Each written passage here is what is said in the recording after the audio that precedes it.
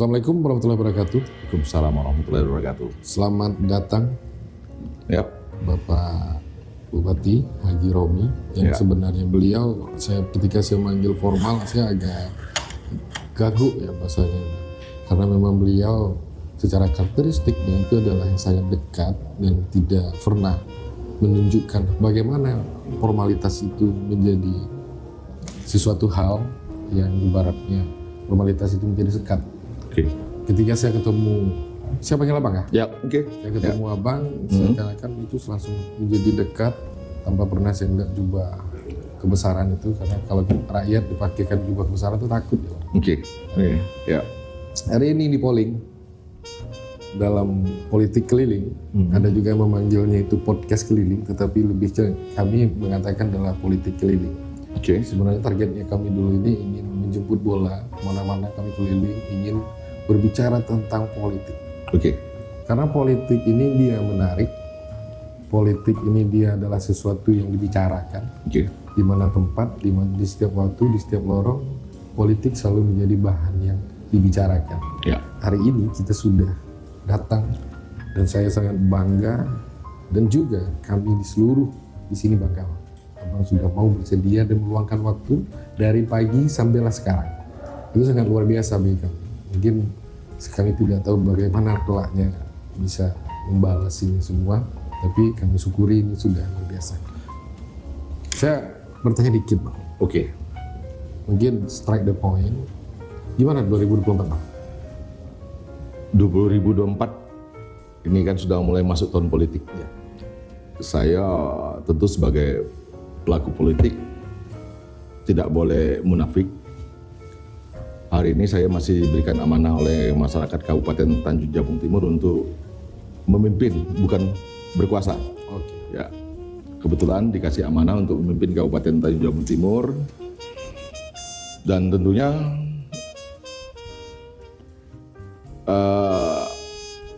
ini sudah habis jabatan saya 2 tahun, beberapa tahun ke depan insya Allah habis. Ya, namanya orang politik tentu ada hasrat politik yang lebih tinggi lagi. Jadi munafik saya kalau seandainya saya tidak punya hasrat untuk mencapai sesuatu yang lebih tinggi lagi. Ya, sesuatu yang lebih tinggi lagi tentunya di Pilkada 2024 yang akan datang, insya Allah. Di beberapa waktu yang lalu saya sudah menyampaikan kepada publik bahwa saya akan ikut berkompetisi di Pilkada 2024, dan kalau sudah bismillah itu insya Allah tidak ada kata mundur lagi, tidak lihat belakang. Insya Allah kita akan maju terus. Iya.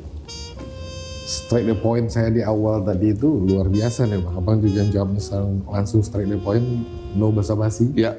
Jadi memang 2024 sepertinya beliau memang akan ikut dalam kontestasi, dan hari ini baliho-baliho sudah menyebar seluruhnya sepertinya, Bang. Ya. Dan sudah seluruh pelosok-pelosok provinsi yang ada di Ya. 11 kabupaten kota. Ya.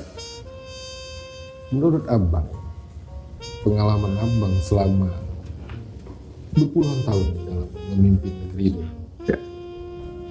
kalau 2024 ini, kalau saya tarik dalam skema data, saya katakan semua kepala daerah bakal maju. Ya. Oke. Ya. Nah, kali ini kalau setiap kepala daerah ingin maju, orang tentu punya visi misi. Ya. Keinginan ini, hasrat politik is oke, tapi visi misi untuk memajukan ini, karena Abang terkenal lebih terbuka pada masyarakat, Oke. saya juga ingin tahu untuk 2024 ini apa sebenarnya visi misi. Jadi saya hari ini terus berusaha untuk mensosialisasikan diri, turun hampir ke seluruh pelosok Provinsi Jambi. Hampir 90% wilayah Provinsi Jambi sudah saya datangi, diskusi dengan masyarakat, dan itu bagian upaya saya untuk menjaring kira-kira apa yang menjadi kebutuhan masyarakat Provinsi Jambi hari ini. Makanya kalau ditanya hari ini visi misi, tentu belum sepenuhnya visi misi itu dapat saya jabarkan. Jadi sekarang kondisinya Abang lagi Masih merangkum. menarik dari bawah Iya, keinginan masyarakat. keinginan masyarakat seperti apa. Dan ini jarang dibuat, Bang. Biasanya orang cuma datang dan ikut dalam kontestasi, tidak mendekatkan diri kepada masyarakat. Keinginan masyarakat itu apa? Oke. Jarang didengar dulu. Oke. Ya, ini berdasarkan pengalaman yang sudah saya dapat. Ya, seperti apa hari ini saya berusaha, saya tidak membuat sekat antara saya dengan masyarakat. Jadi saya selalu mendapatkan informasi-informasi yang real dari masyarakat. Begitu juga dengan hari ini. Saya jalan ke hampir pelosok negeri ini, saya mendapatkan informasi-informasi yang real, apa yang menjadi kebutuhan masyarakat hari ini. Dan inilah yang akan kami rangkum, akan menjadi bagian dari visi misi. Misalnya, salah satu yang mungkin dapat kami sampaikan juga di sini, ya desa itu menjadi garda terdepan, khususnya kepala desa. Ya, menjadi garda terdepan dalam hal mungkin berhadapan dengan masyarakat dan segala macam gitu. Itu masih mengalami ya mungkin bukan cuma di Jambi tapi hampir di seluruh Indonesia mungkin ya mengalami kekurangan dana, bagaimana upaya kepala desa untuk mewujudkan mimpi-mimpi masyarakatnya ya kan. Ya kalau dibilang cukup ya udah cukup, tapi kalau dibilang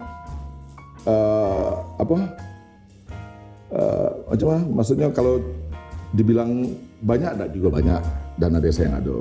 Tapi kalau dibilang tuh ya cukup banyak juga, seperti itulah kan.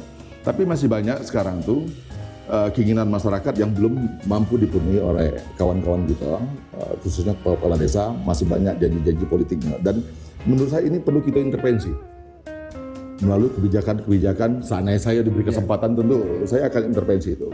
Ya, saya akan misalnya nih salah satu yang saya tangkap dari keinginan dari kepala desa, mereka butuh support dana dari pemerintah provinsi misalnya, dana untuk mereka membangun di wilayah mereka masing-masing. Seandainya saya diberi kesempatan, saya tentu akan menghibahkan dana sebesar 300 juta per desa yang saya hitung. Itu kalau dari sekian ribu desa itu makan hampir setengah triliun anggaran. Dan itu masih wajar.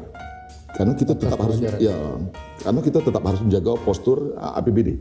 Baik itu belanja langsung maupun belanja publik harus kita hitung. Jadi menurut saya dengan 300 juta yang kalau saya dikasih kesempatan, saya hibahkan ke pemerintah desa, itu tentu akan membawa manfaat bagi desa. Komitmen saya tentu saya hibahkan 300 juta dan murni kebijakan itu di tangan kepala desa beserta masyarakat desa.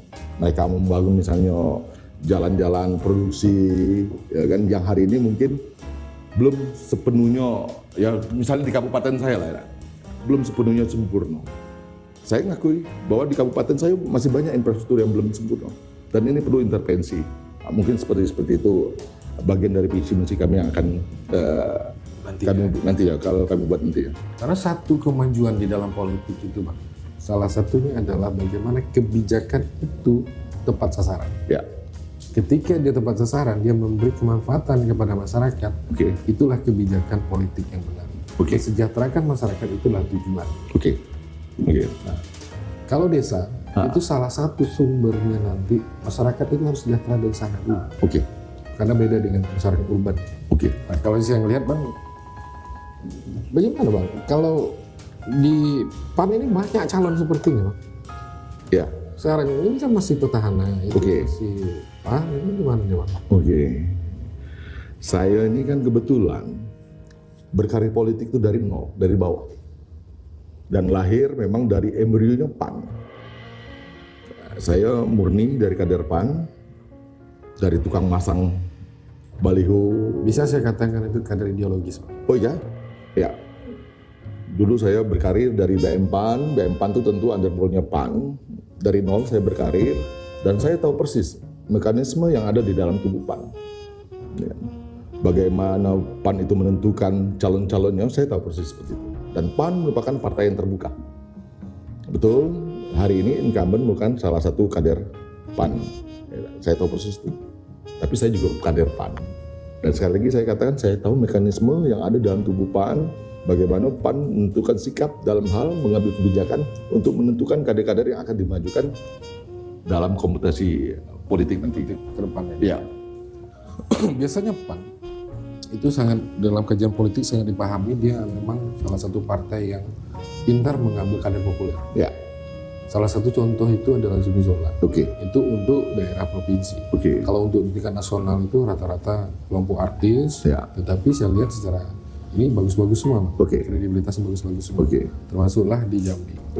Nah kalau kita lihat hari ini kader populernya itu adalah kader ideologisnya yang dikenal di Provinsi Gambia ini. Oke. Apakah pemilih PAN itu akan kader ideologisnya? PAN ini partai petarung. Ya. Jadi kalau kita lihat sejarah ke belakang, PAN ini sudah teruji dalam hal memenangkan kader-kadernya untuk bertarung baik itu di tingkat kabupaten maupun tingkat provinsi. Kalau kita lihat mungkin beberapa kali kompetisi yang berlangsung khususnya pemilihan gubernur mungkin di provinsi, kalau kita tarik ke belakang, coba kita tengok. Kita pernah memenangkan Pak Zumi Zola. Dan beberapa waktu lalu kita juga memenangkan pertarungan di tingkat provinsi. Jadi pasca pemilihan langsung, berapa kali pemilihan, berarti PAN sudah 2 kali. Termasuk Pak Zul, 3 kali. Oh ya, 3 kali. Sudah 3 kali memenangkan pilkada secara langsung. Berarti kader-kader PAN itu sudah punya nilai juang yang sangat tinggi. Dan mereka tahu bagaimana cara memperjuangkan kader-kadernya agar memenangkan dalam kompetisi politik. Menariknya lagi, PAN ini di setiap kabupaten kota itu punya komposisi kursi yang cukup. Ya, Tapi ada yang berlebih juga kursinya. ya, Nah ini fenomena ini Bang. Fenomenologi kalau dalam kajian politik itu wajib penelitian. ya, Adanya fenomenologi partai politik di Kabupaten Tanjung Timur yang mampu mendudukkan 17 legislatif. ya, Ini ada sesuatu yang baik yang dinakodai oleh Ketua PAN sebagai kepala daerah. oke, Jadi itu legislatif 17 itu sangat luar biasa dalam kajian politik. oke. Ini bagaimana memaintain ini? Jadi saya bersyukurnya di Kabupaten Tanjung Timur, kalau kita bicara PAN di Kabupaten Tanjung Timur, saya bersyukurnya saya mempunyai kader-kader yang luar biasa di sana. Kader-kader yang punya komitmen bagaimana membesarkan PAN. PAN dulu ya? Ya, PAN, ya kan? Bukan untuk kepentingan pribadi, ya kan? Jadi kalau kita sudah punya komitmen bagaimana kita bersama-sama membesarkan partai, ya tak? Yang lain kita kesampingkan. Makanya kita buat kesepakatan, misalnya di PAN itu ada kesepakatan, beberapa terobosan tentunya sudah kita lakukan dulu waktu 2004 saat melaksanakan pemilihan langsung, ya kan?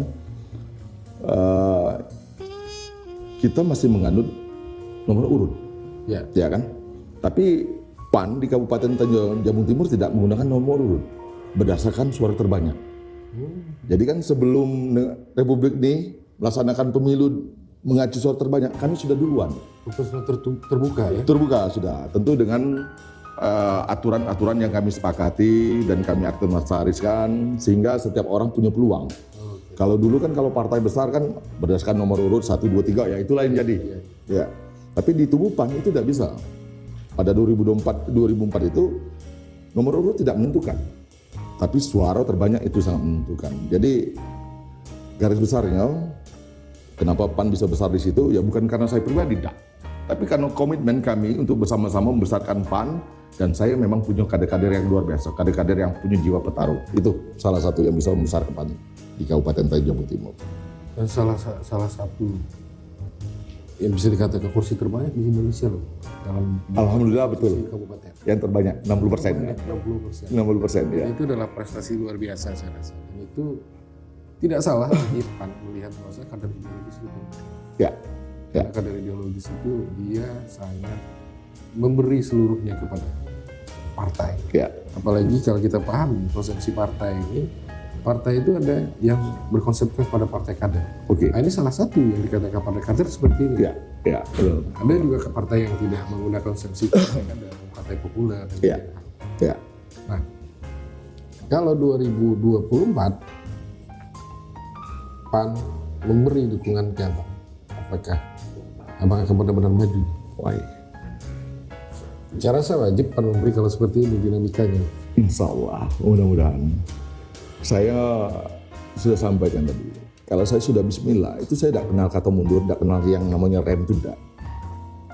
Insya Allah saya akan maju, ya kan? Apalagi didukung oleh kawan-kawan di barisan tentunya. Kawan-kawan hari ini sudah sama-sama berjuang sama saya. Dan harapan utama saya tentu saya harus didukung oleh Partai Amanat Nasional. Insya Allah. Beberapa kajian juga itu ada yang mengatakan the backsliding of demokrasi. Demokrasi itu mundur ke belakang. Dikarenakan apa? Dikarenakan ada ketidakmampuan para kandidat itu untuk menyediakan mahar politik. Sehingga terjadi banyak yang berpotensi tidak mampu maju ke depan. Nah, kalau modal sosial dari menurut kajian saya, riset saya mendapati modal sosial abang sangat cukup. Alhamdulillah. Sangat cukup. Cuman hari ini secara penelitian riset kami tidak bisa melakukan yang namanya modal kapital. Oke. Nah, arti dua brand ini harus bergandengan. Apakah dua-duanya sudah siap atau bagaimana untuk 2024? Insya Allah. Yang namanya kita orang politik ini kalau sudah menyatakan bismillah untuk menggapai sesuatu hal, tentu kita sudah siap lahir batin. Begitu juga saya pribadi, tentu saya sudah siap lahir batin, baik itu apa yang disampaikan oleh dokter tadi. Tapi saya cuman mungkin di sini sedikit modal yang saya berikan, yang saya tawarkan kepada masyarakat tentu komitmen dan kepercayaan. Sosial tadi. Ya, itu yang paling penting menurut saya. Dan itu sudah saya buktikan kemarin pada saat pilkada 2019. Itu sudah, bukan 2019, pilkada terakhir saya, 2021 ya. Itu sudah saya buktikan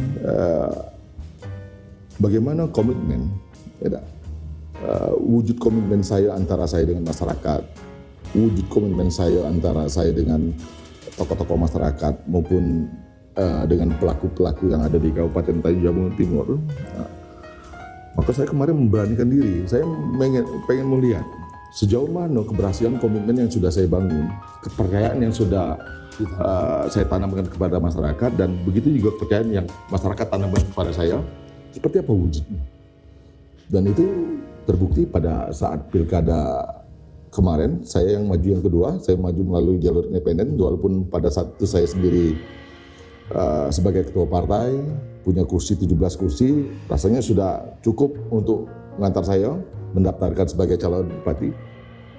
Saya kesampingkan dulu itu, saya karena pengen mau keluar dulu dari jalur zona nyaman, saya mau ngetes sejauh mana komitmen yang kami bangun itu bisa membuahkan hasil yang maksimal. Dan alhamdulillah kemarin bukan just maksimal, over maksimal. Alhamdulillah kalau seperti itu kan. Lebih dari 60%. Lebih ya, 79,sekian% saya dapat kemarin kan. Alhamdulillah. Jadi itulah modal-modal yang saya, dan ini tentu saya akan tawarkan juga kepada masyarakat Provinsi Jambi bahwa komitmen saya untuk Provinsi Jambi dan omongan saya, kalau saya diberikan kesempatan sebagai pemimpin, tentu layak untuk dipercaya oleh masyarakat. It's not janji-janji. Oh, tidak. Saya tidak berani berjanji kalau seandainya saya tidak berani tepati. Ya kan? Karena grassroots itu memang tidak bisa kita dijanji-janjikan. Okay. Karena penghakiman oleh masyarakat itu ketika periode selanjutnya. Okay. Tetapi komitmen yang dibangun, implementasi dari komitmen yang sudah Abang bangun itu terbukti di pilkada kemarin itu hampir 80%. Hampir 80%. Itu sangat luar biasa. Alhamdulillah. Itu jarang juga di Indonesia sampai di angka segitu setiap kandidat-kandidat yang mencalonkan diri. Okay. Tapi yang ini luar biasa. Artinya kita tidak hanya berbicara, tapi kita juga memupuk, kita juga memelihara, dan kita juga bersama-sama berkomitmen. Dan wajib jujur sama masyarakat. Itu satu. Iya, wajib jujur. Makanya salah boleh, bohong jangan. Ya, sama dengan pemilu di akademik. Gitu ya. Silakan salah. Ya. Karena ketika salah kita bisa memperbaiki. Oke. Tapi kalau berbohong dari satu kebohongan ke kebohongan yang lain, itu bagian dari pengkhianatan. Itu pesan politiknya. Iya. Itu luar biasa. Dan semua kepala daerah mau menyampaikan ini, Bang. Oke. Karena ini sangat luar biasa pesan politik. Nah, ketika semua ini sudah saya lihat sudah mampu untuk memberikan bagaimana tawaran yang terbaik nanti ke depan untuk masyarakat. Ya. Kita juga melihat fenomena kemarin, Bang. Ada sesuatu yang terjadi di Provinsi Jambi ketika 2019 kemarin. Bahwasanya ada euforia masyarakat itu juga menginginkan pemimpin-pemimpin mereka ini dekat kepada mereka. Tapi kedekatan itu hanya kedekatan yang boleh buat, itu juga nggak baik rupanya kalau saya lihat. Kalau abang ini kedekatan yang buat ke masyarakat ini pure is yourself. Itu diri abang.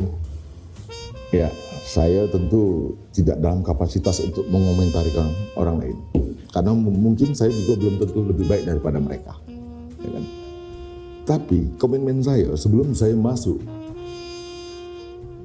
ke dunia politik, dan alhamdulillah diberikan kepercayaan oleh masyarakat untuk memimpin Kabupaten Tanjung Timur, satu hal, saya mau jadi pemimpin tapi harus menjadi diri saya sendiri.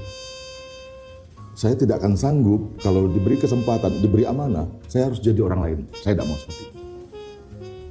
Hari ini ya saya diberikan amanah oleh masyarakat Kabupaten Tanjung Timur, ya tapi tetap saya lah diri saya pribadi. Inilah saya. Inilah saya. Yang Anda kenal dulu dan Ya, sekarang. sekarang. Seperti ini. Ya. Karena tanpa masyarakat, tanpa kepercayaan masyarakat, tanpa dukungan dari tidak akan ada artinya saya selaku pemimpin. Karena saya tarik dari obrolan kita tadi, bahwa saya ini kejujuran. Ya. Jujur itu tidak datang dari sini. Ya. Kalau dia tidak datang dari sini, it's just lip service maksudnya. Ya. Hanya dari menjadi Mudah, hiasan ya. bibir. Oke.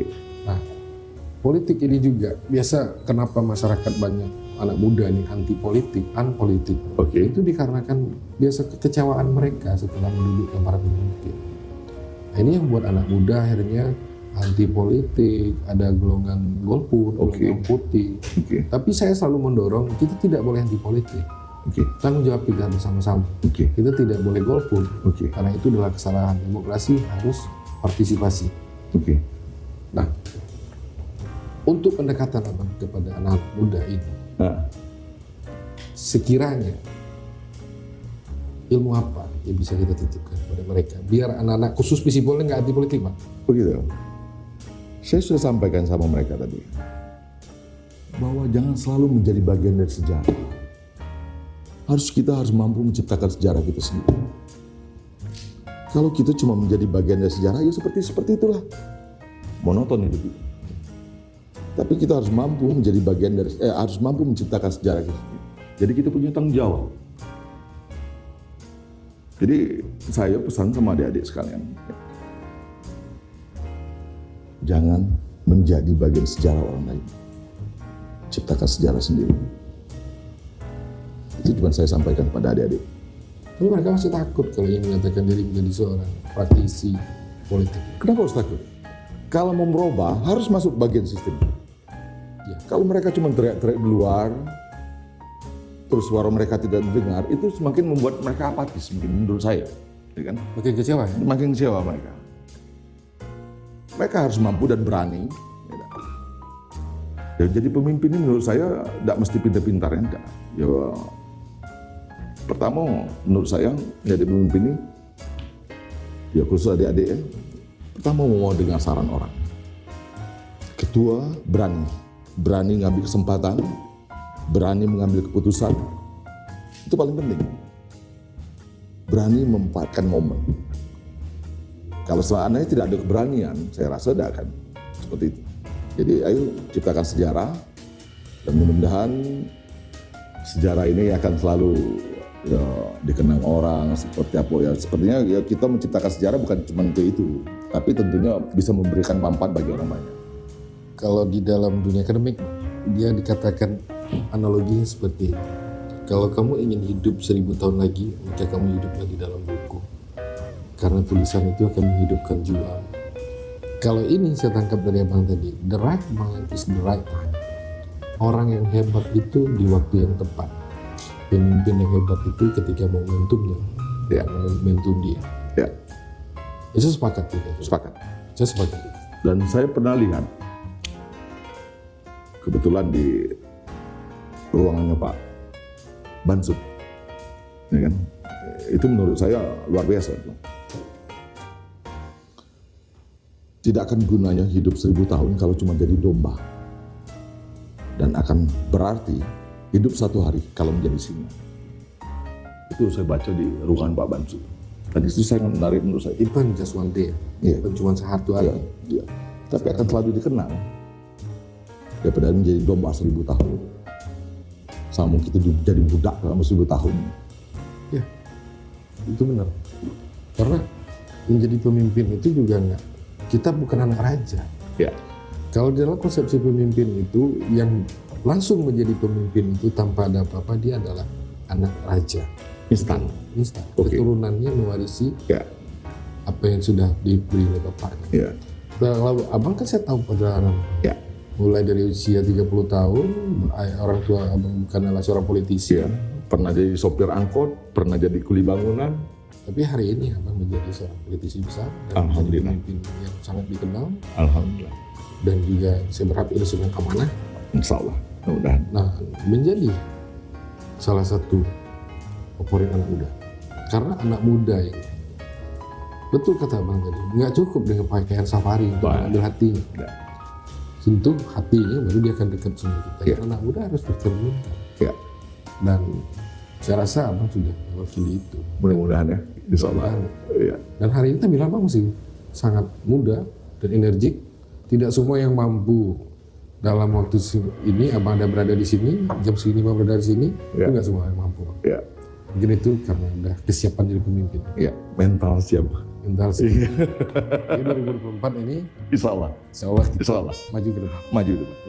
Tentu ketika kita ingin masuk di dalam kontestasi lebih tinggi, Ya. karena hari ini abang adalah seorang kepala daerah Ya. di Tanjung Jabung Timur, orang akan melihat dari program-program kerja abang selama memimpin Tanjung Jabung Timur. Oke. Nah, yang sempat banyak diketahui oleh masyarakat itu salah satunya penanganan tentang masalah kemiskinan. Oke. Tanjung Jabung Timur itu sama masalah kemiskinannya sempat juga meningkat tinggi, Ya. itu juga bisa menurun drastis juga ke bawah. Oke. Nah sekarang kalau tingkat kemiskinan ini menjadi isu-isu politik kelaknya, itu sudah biasa, Bang. Ya. Ancaman itu pasti akan terjadi. Oke. Sekarang bagaimana penanganan dari tingkat kemiskinan ini?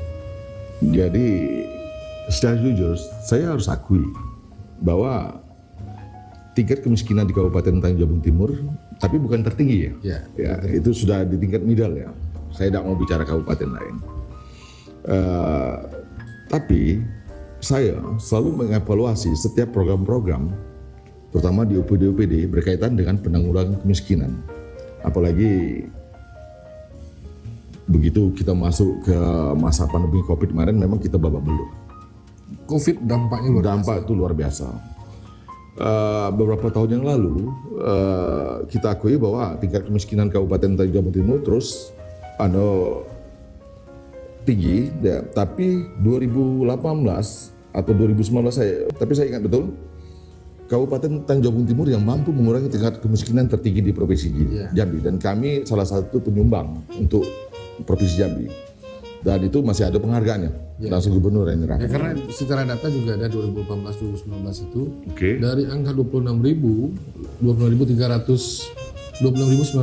orang yang di angka kemiskinan, itu 2019 itu menurun sampai ke angka 25.350 orang. Ya. Itu artinya kita bisa menekan ribuan manusia yang secara taraf kehidupan yang rendah itu bisa kita stabilkan. Oke. Dan sebelum COVID, saya sudah berapa kali dan secara intens terus mengevaluasi setiap kebijakan OPD, dan setiap OPD itu wajib mengintervensi langsung, ya, berkaitan dalam hal penuntasan garis kemiskinan yang ada di Kabupaten Tanjung Jabung Timur, dan saya selalu monitor itu. Dan salah satu, selain intervensi dari APBD, intervensi dari program-program, saya juga pada saat sebelum COVID, saya mewajibkan setiap OPD itu mempunyai anak angkat. Anak angkat maksudnya masyarakat miskin yang menjadi anak angkat, keluarga angkat mereka, yang kita bantu mungkin permodalannya, apapun kita bantu yang lain-lainnya, sehingga aktivitas ekonomi mereka bisa meningkat. Dan harapan kita tentunya simpel, cuman dari penerima zakat harus mampu tahun depan menjadi pemberi zakat. Memberi zakat. Iya. Oh, itu luar biasa target itu. Ya, itu target yang kami berikan. Cuman saya juga agak sesuatu harus mempertanyakan. Iya. Janggal di hati. Karena Tanjung Jabung Timur itu kalau saya lihat, pertama kita punya aset, Ya, ada perusahaan yang besar-besar di sana. ya, Yang oke, kedua, masyarakatnya juga punya tanah yang luas. oke, Lalu indikator apa kita gunakan sehingga kita menemukan tingkat kemiskinan yang tinggi? ya. Saya agak bingung juga untuk sisi ini, Dewan. Ya, tapi saya tidak dalam kapasitas untuk mengkoreksi ya. Ya dia. Salah satu indikator yang dipakai oleh kawan-kawan untuk mengukur tingkat kemiskinan di Kabupaten Tanjung Jabung Timur, dan mungkin ini bukan cuma di Kabupaten Tanjung Jabung Timur, tapi di semua daerah seperti itu. Kebetulan kan kami itu kabupaten pesisir. Ya. Banyak masyarakat kami yang tinggal di daerah-daerah pesisir. Ya. Sehingga kebanyakan, memang hari ini masih banyak masyarakat kami, mohon maaf, ya, yang tidak punya toilet di dalam rumah, itu kan dianggap miskin. Padahal kebunnya di belakang luas. Kita nggak tahu kebun di belakang itu berapa hektar. Iya, ya. Punya mungkin motor 2, punya mobil, ya kan. Tapi karena rumah mereka tuh tidak punya toilet di dalam rumah, itu jangan miskin. Salah satu. Salah satu indikator yang dipakai BPS kan. Tapi saya tidak memprotes. Ya, ya. Ini saya anggap ya sudah, ada apa-apa. Saya jadikan motivasi supaya kami lebih bersemangat lagi untuk mengurangi tingkat kemiskinan di Kabupaten Tanjung Jabung Timur. Apalagi saya, ya mungkin kawan-kawan pernah dengar macam mana infrastruktur kami yang masih hancur-hancuran di Kabupaten Tanjung Jabung Timur hari ini kan, sangat hancur Dan selalu viral. dan selalu viral. Dan itu saya selalu sampaikan kepada masyarakat. Saya sampaikan bahwa sampai hari ini saya belum mampu memenuhi seluruh keinginan masyarakat Kabupaten Tanjung Jabung Timur. Ini apa karena kebijakan abang yang tidak sinkron atau bagaimana, Bang? Atau memang tumpang tindih kebijakan sehingga abang tidak punya kebijakan untuk langsung eksekusi ini? Saya tidak mau menyalahkan orang lain. Saya tidak menyalahkan. Tapi saya menyalahkan. Tapi kan diri. abang jadi korban dari Tidak kebijakan. masalah. Saya kan selalu sampaikan kepada masyarakat bahwa sampai hari ini saya belum mampu memenuhi seluruh keinginan masyarakat. Tapi bukan keinginan saya. Kalau saya punya duit, hari ini juga saya bangun. Ya. Saya sampaikan di sini juga supaya bisa sama-sama kita pahami. Ya. Dari 4 kabupaten pemekaran yang ada di Provinsi Jambi, Tanjung Jabung Timur, Tebo, Muara Jambi, Serlangun, cuman Kabupaten Tanjung Jabung Timur yang dimulai dari 0. Yang lain? Muara Jambi sudah punya akses jalan waktu sudah dibentuk. Tebo sudah punya akses jalan. Serlangun sudah punya akses jalan, kami 0. Ya karena wilayah tersendiri ya. Ya, Wilayah 0. tersendiri. Ya. Dan tantangannya sangat berat. Kultur tanah. Ya, tanahnya. Kondisi geografisnya. Jadi kalau kabupaten lain mungkin bangun jalan 1 kilo 2 miliar atau 3 miliar. Kami di Kabupaten Tanjung Jabung Timur kalau bangun jalan 1 kilo 8 miliar. Karena harus rigid beton. Kalau tidak rigid beton, kondisi hari ini kan hasil pertanian kebun masyarakat hari ini kan lagi bunga-bunga nih. Kalau seandainya tidak rigid beton, jalan aspal biasa dilalui di Kabupaten Tanjung Jabung Timur mungkin 2 bulan 3 bulan hancur. Lama. Ya.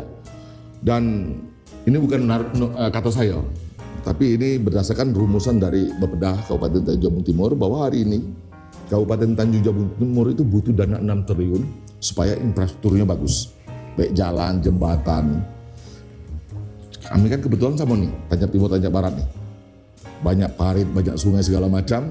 Ya, kalau kabupaten lain mungkin bangun jembatan cuma 1-2, kalau kami setahun itu bisa hampir rata-rata ribuan jembatan kami kan di Kabupaten Tanjung Jabung Timur yang harus kami bangun. Makanya kebutuhan kami itu 6 triliun supaya infrastruktur di Kabupaten Tanjung Jabung Timur bagus. Sementara kemampuan keuangan kita itu cuma 300 miliar setahun. Kalau 300 miliar mencapai 6 triliun berarti butuh 20 tahun lagi. Itu pun kalau harga satuannya tidak naik. Nah, tapi kita tidak ada kecil hati, ya kan? Kita tetap semangat.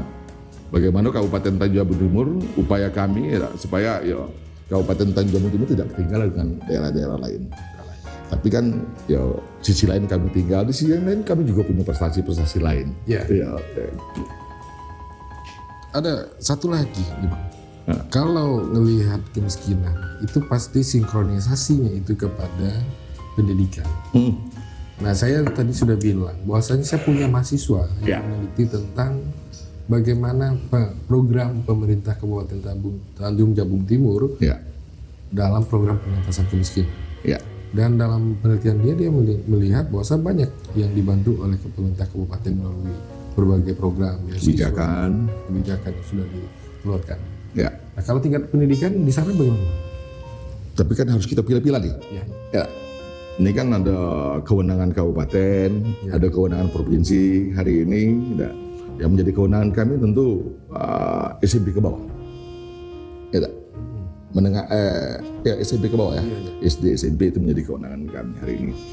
Dan salah satu yang menjadi kendala kami tentu hari ini budaya, sosial budaya di sana memang banyak anak-anak putus sekolah yang karena sudah terbiasa enak mencari duit, Banyak duit di sana.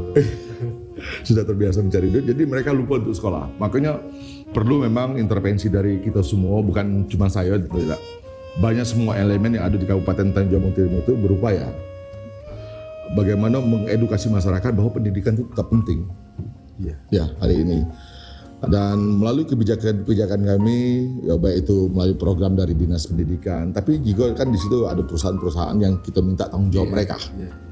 Baik itu mungkin Bank Sembilan, terus ada situ Sinar Mas, ada Petrochina segala macam, perusahaan-perusahaan lain. Kita minta mereka ikut bersumbangsi untuk ya membangun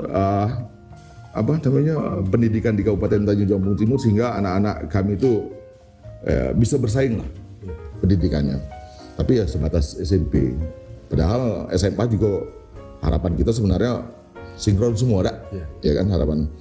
Tapi mudah-mudahan ke depan dengan bukan kerja saya sendiri, tapi seluruh elemen yang ada di Kabupaten Tanjung Jabung Timur kami terus mampu mengedukasi masyarakat kami, memberikan pengertian kepada masyarakat bahwa pendidikan itu penting, dan itu akan terus kita gelorakan di Kabupaten Tanjung Jabung Timur.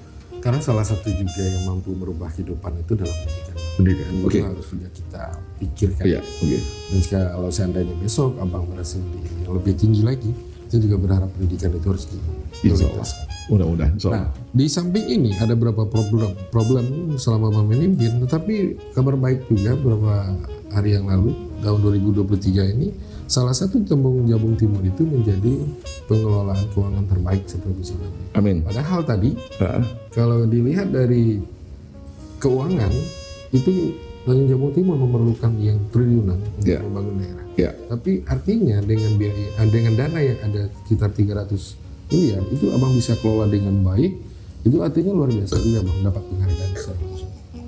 Jadi itu kan pengelolaan manajemen keuangan. Itu bukan kerja saya sebenarnya, itu kerja OPD lah. Iya, OPD. Ya menurut saya seorang pemimpin itu harus bisa mampu membagi habis kerja-kerja yang ada di wilayah tugas mereka.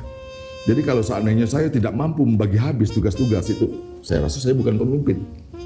Saya seorang eksekutor. Ya kan? Saya tidak bicara teknis segala macam. Saya mendelegasikan semua kewenangan yang ada. Itu saya berikan habis nih. Kamu kerjakan, laksanakan dengan sebaik-baiknya, saya monitor. Berarti abang percaya dengan semua? Saya sama mereka, ya kan? Karena ada hubungan emosional antara saya dengan para OPD, kepala dinas dan pejabat-pejabat lainnya. Tadi sudah saya sampaikan. Saya mitra sama mereka. Mitra sama mereka.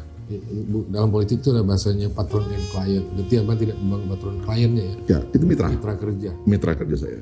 Tanpa mereka saya tidak akan ada artinya apa-apa. Jadi kalau prestasi, ya prestasi mereka sebenarnya. Cuman kebetulan saya mendelegasikan kepada mereka. Tapi kan itu pemimpin.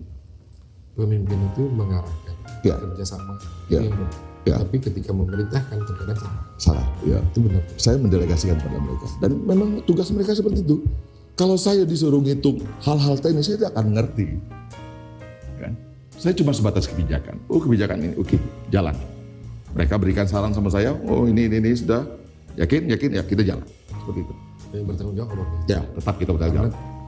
Apapun yang terjadi di Kabupaten Tanjung Jabung Timur, kalau itu menjadi kesalahan, termasuk juga infrastruktur yang ada di Tanjung Timur, kalau menjadi kesalahan, itu murni kesalahan saya, bukan kesalahan mereka.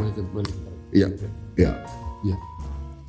Sebenarnya masih banyak pertanyaan, tapi waktu ya menarik, tapi waktu ini sangat terbatas. Satu lagi bang, saya cuma minta apa sih pesan kepada mahasiswa saya ini, biar mereka kelak menjadi juga para pemimpin masa depan. Insya Allah. Itu tadi tagline saya tadi itu. salah boleh bohong jangan. Salah boleh, bohong jangan. Iya. Dan saya juga Iya. salah boleh, bohong jangan. Bohong jangan. Itu juga pesan untuk saya. Iya, pesan. Oke Bang, Iya, terima oke. kasih banyak udah bersedia hadir. Amin. Makasih banyak. Ke depan Bang. Ini perdana nih. Di polling hari Iya, ini oke. kita perdana Iya. menjemput, mengundang Iya. Bapak Bupati Haji Romi. Ini polling ya. Polling, Oke, ini beliau polling. perdana hari ini Perdana saya. podcast Iya. dan kita sangat bersyukur. Terima kasih banyak. Terima kasih. Sukses selalu Bang. Amin. Amin. Amin. Assalamualaikum warahmatullahi wabarakatuh. Waalaikumsalam warahmatullahi wabarakatuh.